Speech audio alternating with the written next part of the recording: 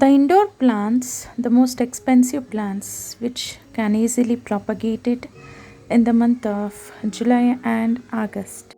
As y'all can see, the peace lily plant is completely root bounded and already it has multiplied, and I thought of to separate it and plant it in a new container.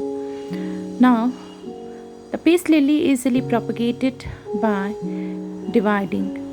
So when you found it is root bounded, extra roots should be removed and divide it and plant it separately so that you can get the expensive plant in more number just by dividing and propagating.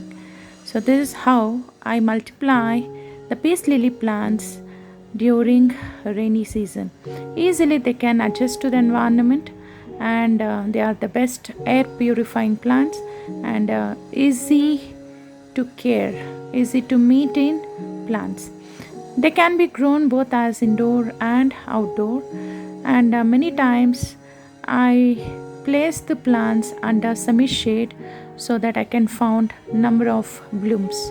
When you keep it completely indoor, you may not find the blooms. So almost all plants are root bounded.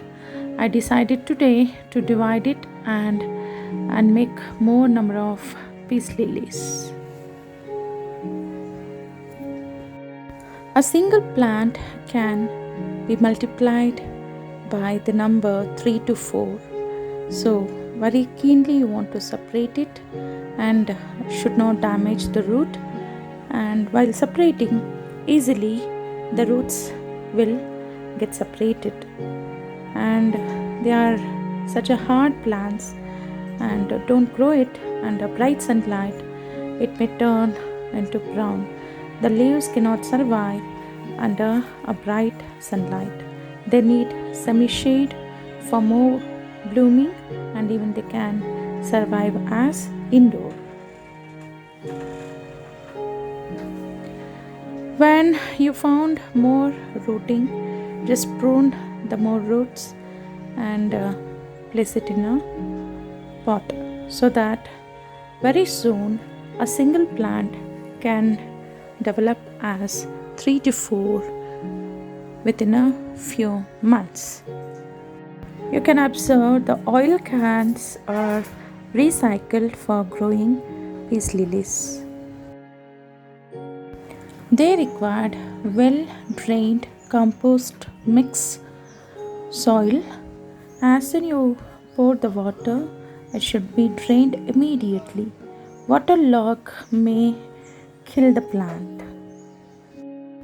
Remove the extra foliage or yellow foliage, even dried up blooms, so that you can see more new growth along with blooms. Even the spider plant easily propagated by separating the tubers, and this easily get adjusted when you propagate in rainy season. So you can see my garden borders is full of spider plant, and in the spider plant you can have more varieties, and the white lining border, green lining border, completely green, and such varieties are easily propagated during rainy season. Even you can propagate the spider plant by separating the pups. You can find numerous of pups from the mother plant. You just separate the pup and you just place it in a soil. Even then you can find good results.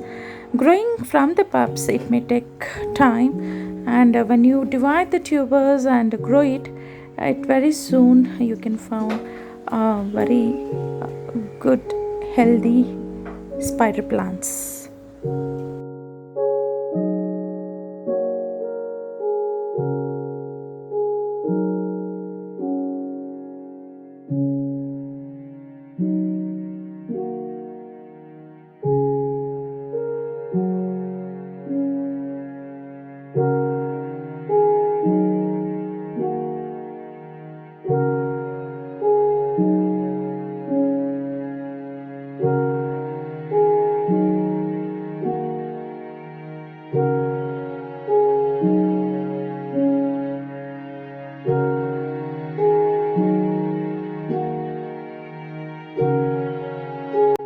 When you found any dried leaves or yellowing leaves, you can just remove it by pruning so that you can found only the healthy foliage.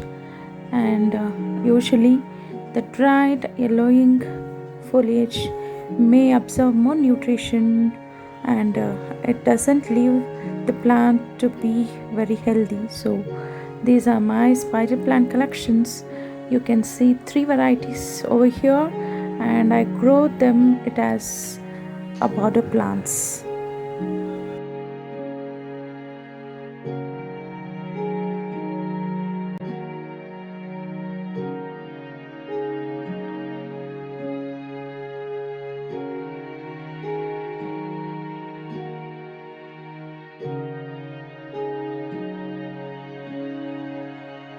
The beautiful alocasia, even this easily propagated by separating the pups by the mother plant during rainy season.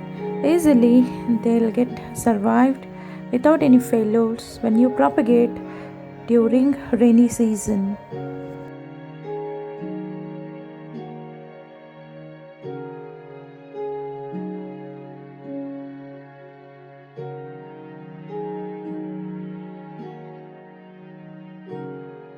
This is the pup separated from the mother plant, and you can see it is growing so healthy.